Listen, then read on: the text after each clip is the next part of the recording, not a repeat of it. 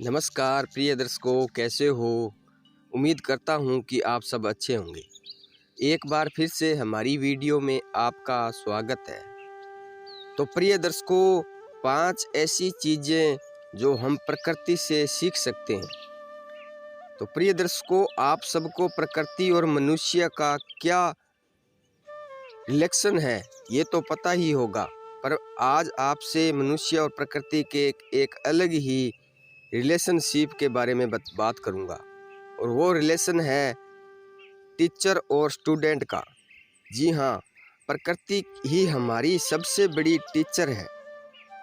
ये हमें हर पल कुछ न कुछ सिखाती रहती है, बस ज़रूरत है तो थोड़ा ध्यान देने का। आज तक मनुष्य ने जो कुछ भी हासिल किया है वो प्रकृति से सीख लेकर ही किया है।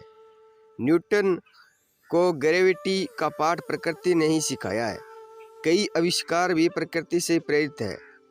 इन सब के अलावा प्रकृति हमें ऐसे गुण भी सिखाती है जिससे हम अपने जीवन में सकारात्मक परिवर्तन ला सकते हैं और इसे बेहतर बना सकते हैं।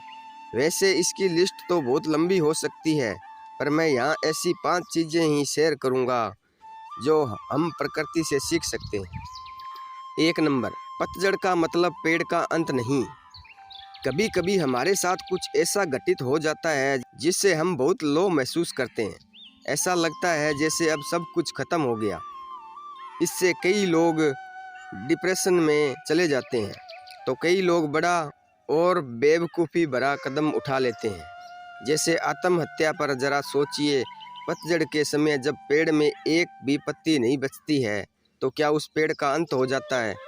नहीं, वो पेड़ हार नहीं मानता, नए जीवन और बाहर के आस में खड़ा रहता है, और जल्द ही उसमें नई पत्तियां आनी शुरू हो जाती है। उसके जीवन में फिर से बाहर आ जाती है। यही प्रकृति का नियम है। ठीक ऐसे ही अगर हमारे जीवन में कुछ ऐसे पल आ जाते हैं तो इसका मतलब अंत नहीं, बल्कि ये इस बात का इशारा है कि हमारे जीवन में भी नई बहार आएगी।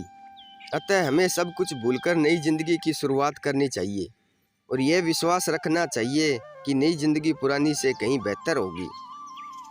दूसरा नंबर, कमल कीचड़ में भी रहकर अपना अलग पहचान बनाता है। यह मेरी फेवरेट लाइन है। यही बात मुझे बुराई के बीच रहकर भी अच्छा करने के लिए प्रेरित करती है। जिस तरह कमल कीचड़ में रहकर भी अपने अंदर कीचड़ वाले गुण विकसित नहीं होने देता, उसी तरह चाहे हमारे आसपास कितनी ही बुराइयां हो, पर उसे अपने अंदर पनपने नहीं देना चाहिए। हमें अपना अलग ही पहचान बनाना चाहिए।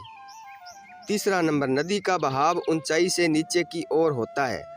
जिस तरह से नदी में पानी का बहाव ऊंचे लेवल से नीचे लेवल की ओर ही होता है, उसी तरह हमारी ज़िंदगी में भी प्रेम भाव का प्रभाव बड़े से छोटे की ओर होता है।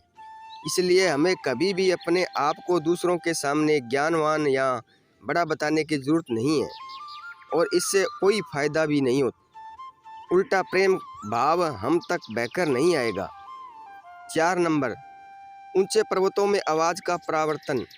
जब कोई पर्वत की ऊंची चोटी से जोर से आवाज़ लगाता है तो वही आवाज़ वापस लौटकर उसी को सुनाई देती है।